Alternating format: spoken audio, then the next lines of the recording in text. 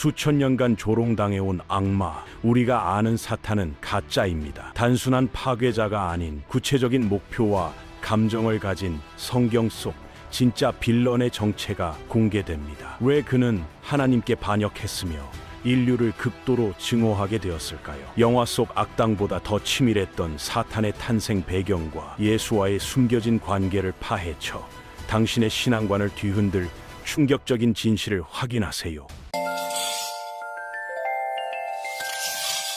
태초에 하나님은 천상의 종족을 창조하셨습니다. 창조주의 보좌 주위를 맴도는 영광스러운 천사들이었죠. 그 중에서도 한 천사는 특별한 목적을 위해 선택되었습니다. 완벽함의 표징으로 묘사된 이 존재는 귀중한 보석들로 온몸이 뒤덮여 있어 천국의 특별한 자리로 높여졌거든요. 하나님이 직접 선택한 수호 케루브, 모든 영광으로 밝게 빛나는 아침의 별. 그의 이름은 루시퍼, 빛을 전달하는 자라는 뜻이었습니다. 하지만 루시퍼는 높은 지위에도 불구하고 만족하지 못했습니다. 그는 자신이 더 많은 것을 받을 자격이 있다고 믿었거든요. 천사 형제들보다 높아지고 싶었고 가장 높으신 분과 같이 되기를 원했죠. 그는 하나님을 흠없이 섬겼지만 하나님이 모든 것을 바꿀 결정을 내릴 때까지였습니다. 천사들은 하나님이 빛과 별을 창조하시는 것을 경탄하며 지켜봤습니다. 식물과 땅을, 들짐승과 바다의 물고기를 만드시는 것을 찬양했죠. 모든 것이 좋았습니다. 그런데 여섯째 날 하나님은 가장 놀란 많은 결정을 내리셨어요. 하나님은 스스로에게 말씀하셨습니다. 우리의 형상대로, 우리의 모양대로 사람을 만들자고요. 이 창조물은 특별했습니다. 하나님께서 특별히 사랑하고 소중히 여기셨거든요. 하지만 그들은 너무나 연약하고 취약해 보였어요.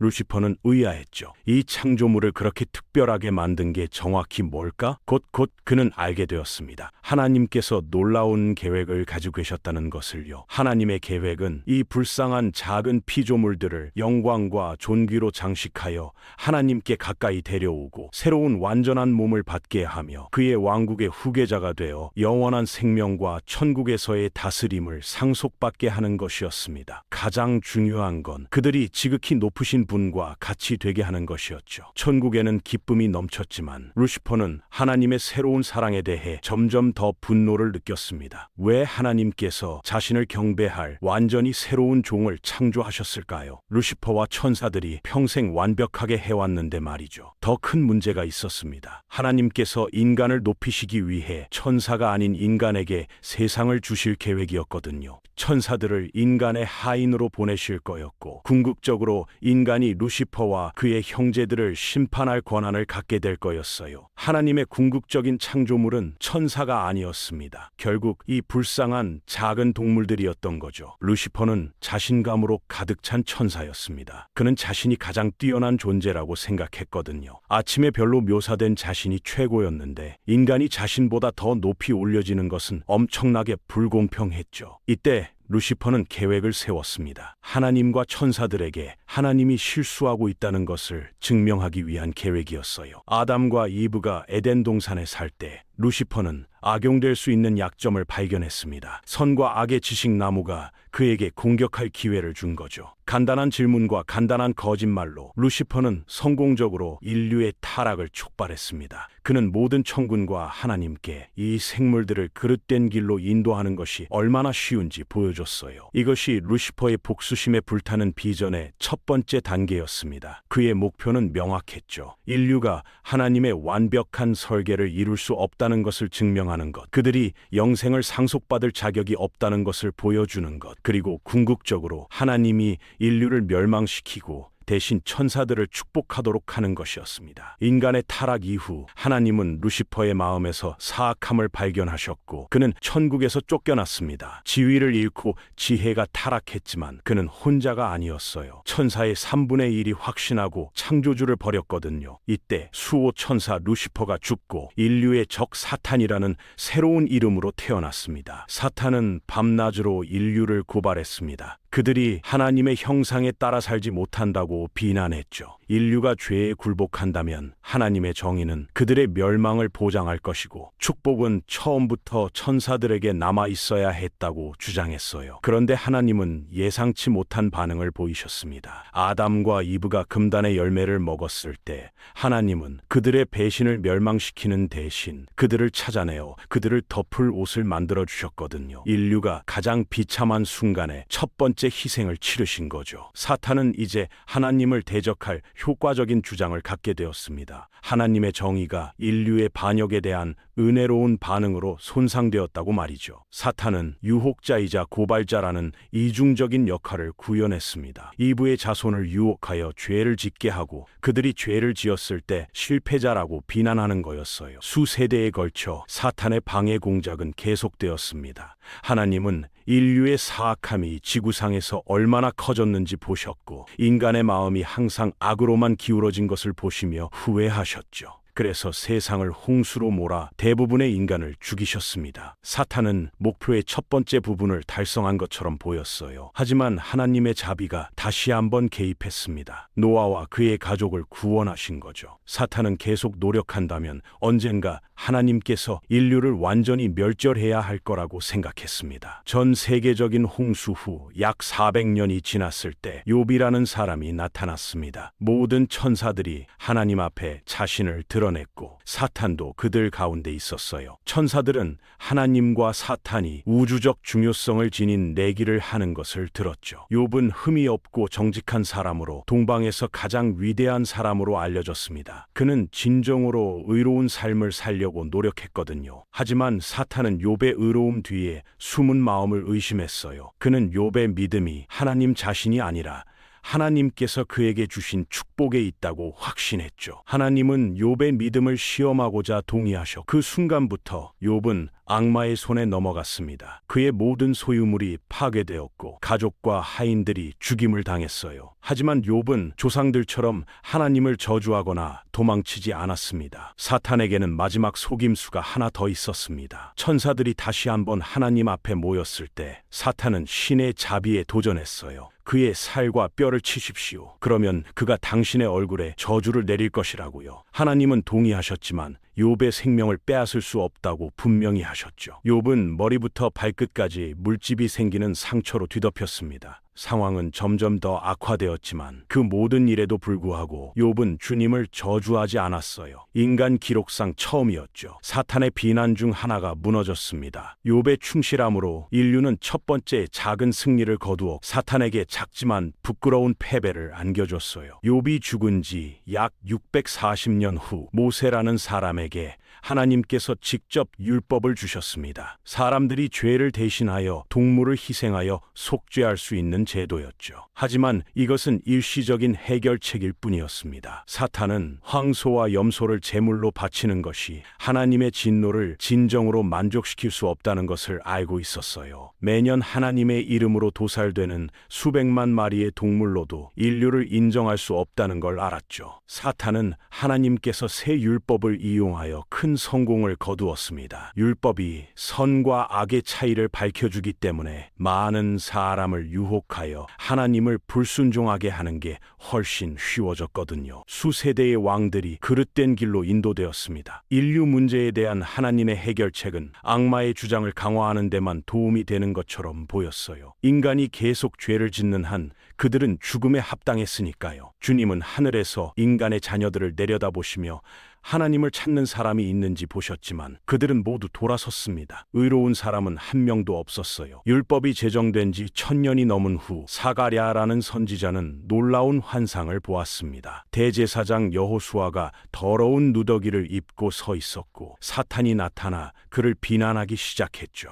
가장 거룩한 인간조차도 더러움으로 뒤덮여 있다고. 왜 하나님은 하나님은 이미 그들을 파괴하지 않느냐고 말이에요. 하나님은 사탄을 꾸짖고 잠잠하게 하셨습니다. 그리고 여호수아의 더러운 옷을 벗기라고 말씀하셨죠. 그 존재가 여호수아에게 말했습니다. 나는 당신의 죄를 없애고 좋은 옷을 입히겠다고요. 사탄은 당황했어요. 여호수아는 깨끗해질 만한 일을 하지 않았는데 말이죠. 그 존재는 말했습니다. 너희는 장래일의 상징인 사람입니다. 전능하신 주님께서 말씀하셨습니다. 내가 하루 만에 이 땅의 죄를 제거하리라. 사탄은 이 약속에 당황했습니다. 그의 모든 노력이 하루 만에 이루어질 거라는 약속이었거든요. 500년 동안 하나님은 침묵하시는 것처럼 보였습니다. 동물 희생을 시행하고 법을 제정하고 많은 사람을 정화하고 다시 시작했지만 이러한 해결책 중 어느 것도 인류를 구원할 수 없었어요. 인류는 수천 년 전에 완전히 멸종되어야 했지만 하나님의 자비로 계속 살고 번성했죠. 곧 하나님은 결정을 내려야 했습니다. 정의와 자비 중 하나를 선택해야 했거든요. 승리의 기간을 즐기던 사탄은 불안감을 느끼지 않을 수 없었어요. 사가랴의 환상이 그를 괴롭혔습니다. 하루에 온 땅의 죄를 없애겠다고 약속된 존재, 그게 대체 누구일까? 어느 날 밤 베들레헴이라는 마을 위에 반짝이는 별이 나타났습니다. 마리아라는 젊은 어머니가 마구간에서 첫 아이를 낳았어요. 하나님의 계획이 사탄의 마음속에서 구체화되기 시작했죠. 하나님께서 인간이 되어 인류를 구원하고 싶어 하신다는 걸 깨달은 거예요. 사탄은 신속하게 움직였습니다. 헤롯 왕을 통해 이 세 이하의 모든 소년을 죽이라고 명령했지만 소년은 가족과 함께 이집트로 탈출했어요. 사탄은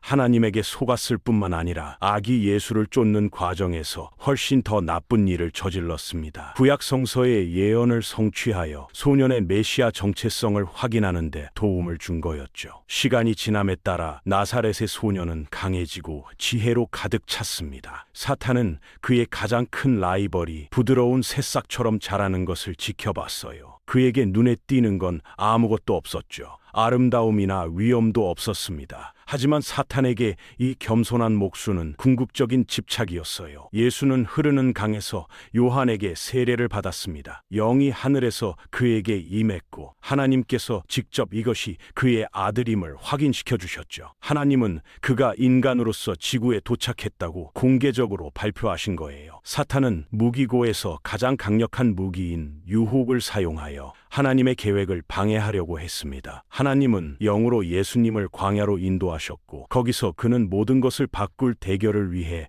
고발자를 만났어요. 사탄의 목표는 단순히 아버지와 아들을 분리하는 것이었습니다. 그가 예수님을 속여 하나님 대신 자신에게 순종하게 할 수 있다면 아들이 죄를 짓게 하여 인류를 위한 계획을 무효화할 수 있었거든요. 예수가 40일 동안 음식을 먹지 않았을 때 사탄은 그에게 돌을 빵으로 바꾸라고 도전했습니다. 육체의 정욕을 표적으로 삼은 거죠. 하지만 예수는 하나님의 섭리에 대한 성경으로 대답했어요. 두 번째 유혹은 더 교활했습니다. 사탄은 예수를 성전의 가장 높은 곳으로 데려가 뛰어내리라고 도전했죠. 메시아가 추락으로 인해 해를 입지 않을 것이라는 하나님의 약속을 인용하면서요. 하지만 예수는 주 너의 하나님을 시험에 두지 말라고 대답하셨습니다. 마지막 유혹을 위해 사탄은 모든 것을 걸었습니다. 그는 예수님을 높은 산으로 데려가 수천 년 동안 죄에 사로잡혀 있던 세상의 모든 왕국을 보여줬어요. 하나님의 아들은 악마에게 절하고 경배하라는 요청을 받았죠. 예수님은 잠시 멈추셨습니다. 언젠가 모든 왕국이 그에게 주어질 거라는 하나님의 약속에 의심의 여지가 없었지만 앞으로 닥칠 고통스러운 미래를 겪지 않고도 세상을 상속받을 수 있다는 말을 들은 거죠. 하지만 영으로 강화된 예수께서는 마귀를 꾸짖으며 경배할 만한 이름은 오직 하나뿐이라고 외쳤습니다. 사탄이 인자를 노렸지만 무익하게 돌아왔어요. 예수님은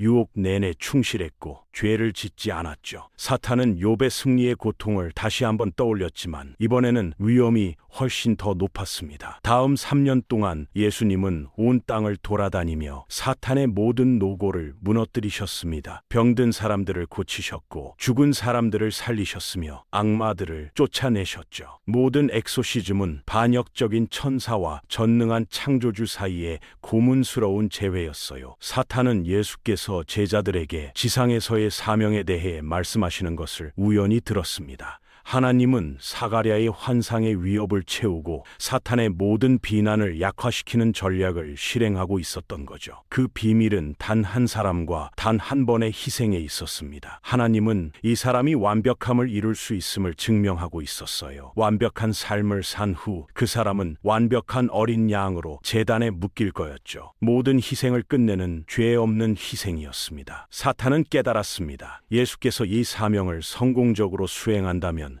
인류는 영원히 구원받고 비난에서 벗어날 거라는 걸요. 하나님의 정의는 마침내 그의 아들을 죽임으로써 만족을 얻을 것이고 자비가 합당하지 못한 자들에게 자유롭게 허락될 거였습니다. 사탄은 움직여야 했습니다. 내기는 다시 시작되었지만 한 가지 큰 차이점이 있었어요. 이번에는 모든 인류의 운명이 균형을 이루고 있었죠. 악마는 어느 시점에서 메시아가 죄에 빠지게 할 수 있다는 생각을 했습니다. 그의 완벽한 희생이 무효화되면 인류의 구원에 대한 최종적인 희망은 사라질 테니까요. 사탄은 십자가가 불가피하다는 것을 알았기 때문에 그것을 예수를 방해할 기회로 받아들였습니다. 그는 자기가 처분할 수 있는 모든 인간을 이용하기 위한 계략을 고안했어요. 하나님은 단 한 조각만 가지고 있었죠. 예수님이 사랑하는 제자들과 마지막 식사를 하는 동안 사탄은 예수님의 동료 중 한 명에게 들어갔습니다. 예수님을 대제사장들에게 넘기기 위해서였죠. 겟세마네 동산에서 그리스도는 자신이 방금 마귀에게 넘겨졌다는 것을 알고 감정에 압도되었습니다. 간단한 키스로 사탄은 예수의 마지막 유혹을 촉발했습니다. 그 후 15시간 동안 그는 인간이 경험한 적이 없는 헤아릴 수 없는 고통에 시달릴 거였어요. 이러한 사건은 나중에 그리스도의 순환으로 알려지게 됩니다. 그리스도는 체포되어 불법 재판을 받았습니다. 제자들은 두려움에 흩어졌고 가장 친한 친구는 그를 3번이나 부인했어요. 예수님은 유죄 판결을 받고 십자가형을 선고받았죠. 채찍질과 조롱을 당했고 가시관을 머리에 썼습니다. 그는 그를 차례로 때리고 침을 뱉고 수염을 잡아뜯었어요. 그는 자신의 백성이 둘러싼 군중 앞에 던져졌습니다. 백성의 지도자들은 적을 숭배하기로 선택했죠. 왕은 로마를 미워했지만 하나님을 더 미워했습니다. 예수님은 자신이 구원하기 위해 온 바로 그 백성이 침을 뱉고 조롱하고 비웃는 것을 슬픔으로 바라보셨어요. 못이 그의 손과 발에 박혀 그를 나무에 고정시켰습니다. 사탄은 최악의 행동을 했죠. 지구는 창조주가 죽임을 당하면서 고통스럽게 울부짖었습니다. 하늘이 어두워지고 땅이 흔들렸지만 사탄은 굴복하지 않았어요. 죽음이 너무 가까웠지만 예수님은 주님을 거스르며 입을 열지 않았습니다. 사탄은 당황하여 인자를 모욕하기 시작했죠. 그가 하나님의 메시아라면 자신을 구하라고, 유대인의 왕이라면 자신을 구하라고 외쳤어요. 마지막으로 예수님은 육신으로 인류의 모든 죄를 지고 입을 열었습니다. 그는 하늘을 올려다보며 중얼거렸어요. 나의 하나님, 나의 하나님, 왜 나를 버리셨습니까? 사탄은 단 한순간 승리를 확신했습니다. 예수님이 마지막 숨을 거두신 후 사탄은 자신의 승리가 확인되기를 기다렸습니다. 몇 초가 몇 분으로, 몇 분이 몇 시간으로, 몇 시간이 며칠로 지나갔어요. 지나가는 모든 초가 사탄에게 그리스도가 돌아오지 않을 것이라는 확신을 더 줬죠. 하지만 셋째 날 사탄은 떨었습니다. 무덤을 막고 있던 돌이 굴러가고 그의 원수의 몸이 사라졌거든요. 죽음에 대한 예수의 승리의 현실이 그에게 한꺼번에 닥쳤습니다. 그의 부활로 확인된 거죠. 열방을 속이는 자는 자신이 속았던 사람임을 발견했습니다. 그는 아버지에 의해 인류를 구원할 통로로 아들을 데리고 다니도록 파견되었던 거예요. 모든 예언이 성취되었고 인류에게 그들이 결코 받을 자격이 없었던 영광을 주기 위한 모든 조건이 충족되었습니다. 예수님은 모든 인간의 죄를 자신의 죄 없는 몸으로 짊어지고 죽음과 부활을 통해 처음으로 제거하셨어요. 인류는 약속된 축복을 받을 자격이 생겼고 가장 중요한 것은 사탄의 강력한 비난에서 영원히 해방되었다는 거죠. 하나님이 보시기에 사탄은 더 이상 하나님 앞에서 인간을 비난할 수 있는 기반을 갖지 못했습니다. 하지만 허점을 찾던 사탄은 이 은혜의 새 언약에서 이용할 무언가를 빠르게 찾아냈어요. 아들을 믿는 사람은 누구나 영생을 얻지만 믿지 않는 사람은 여전히 멸망할 거라는 걸요. 사탄은 깨달았습니다. 그리스도께서 모든 죄인에게 은혜의 선물을 제공하셨지만 모든 죄인이 그 선물을 받아들이지는 않을 거라는 것을요. 죄인이 죄 속에 머물기로 선택하면 스스로 정죄를 선택하는 거였죠. 기독교가 급속도로 성장하면서 사탄은 재빨리 행동했습니다. 지구를 돌아다니며 약점을 찾고 그들을 노렸어요.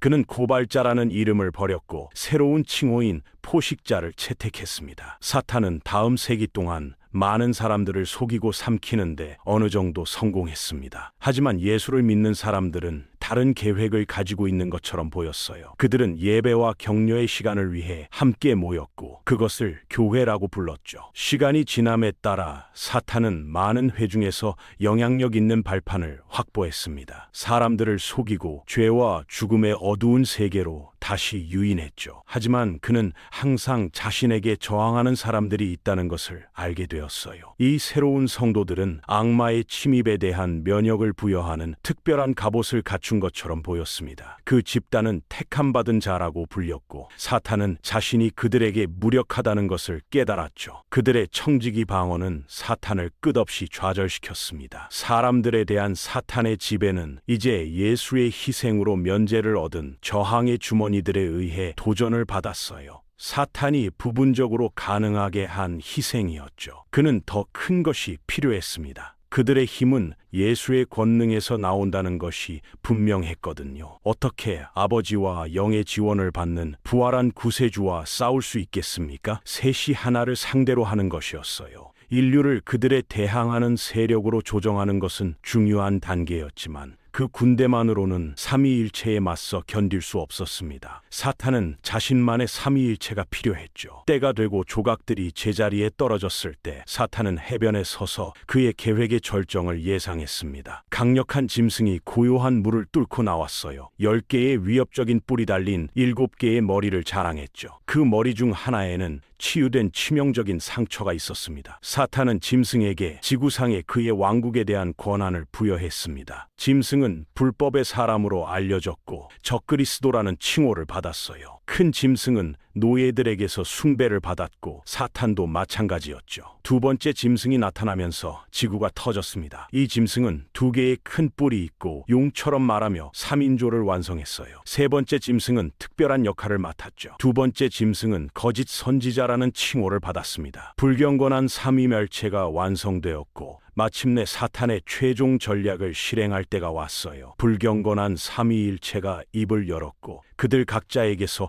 개구리처럼 보이는 악령이 나왔습니다. 지구의 모든 왕들은 함께 모였죠. 그들이 만난 곳은 아마겟돈이라고 불렸습니다. 갑자기 구름에서 하늘을 뚫고 흰 빛이 폭발하며 흰 말을 탄 남자가 나타났습니다. 위대한 왕 중 왕이 지구로 돌아왔어요. 전투는 빠르고 결정적이었습니다. 짐승은 거짓 선지자와 함께 붙잡혔고 그들은 함께 불타는 유황의 불못에 산채로 던져졌죠. 사탄은 그러한 패배에 직면하여 곤경에 처했습니다. 탈출을 시도할 수밖에 없었지만 대신 그는 붙잡혔어요. 하늘에서 온 천사가 시면에 던져져 특별한 열쇠로 봉인되고 잠겼습니다. 다음 1000년 동안 예수 왕은 지구를 조화롭게 통치했습니다. 사탄은 침묵 속에 앉아 처음부터 자신의 굴욕적인 패배를 숙고했어요. 그의 내면에서 많은 감정이 일어났지만 하나가 정상에 올랐죠. 사탄은 가장 순수한 형태로 분노를 구현했습니다. 1000년이 끝난 후 시면이 열렸고 사탄은 경로하여 깊은 곳에서 돌진했습니다. 그는 지구를 여행하고 국가를 모으는데 큰 성공을 거두었어요. 그의 새로운 군대는 바닷가의 모래처럼 많았죠. 갑자기 하늘이 열리고 불이 사탄의 군대에 쏟아졌습니다. 불꽃이 도시 밖의 모든 영혼을 삼켰어요. 분노에 사로잡힌 악마는 제지되어 동료들과 같은 불타는 유황 호수에 던져졌습니다. 사탄은 인류가 순수하고 흰색으로 영광스럽게 빛나는 모습을 마지막으로 엿보았어요. 사랑하는 창조주께서 천국으로 환영하시는 모습이었죠. 하나님은 항상 옳으셨습니다. 인류는 그리스도의 십자가에서의 속죄 사역으로 축복을 받을 자격이 생긴 거예요. 개인적으로 이 이야기를 보기 전까지만 해도 사탄은 그저 악을 위해 악을 행하는 존재라고 생각했지만, 이렇게 보니 훨씬 더 복잡한 동기를 가진 인물이라는 생각이 들기도 하네요. 그의 모든 계획과 시도는 결국 하나님의 구원 계획을 이루는 데 기여했고, 인류는 영원한 구원을 얻게 되었으니까요. 적어도 이 이야기는 우리에게 선과 악, 정의와 자비, 그리고 구원의 의미를 깊이 생각하게 만들죠. 오늘은 성경 전체를 관통하는 사탄의 이야기, 그리고 그것이 인류 구원의 역사에서 어떤 역할을 했는지에 대한 이야기였습니다.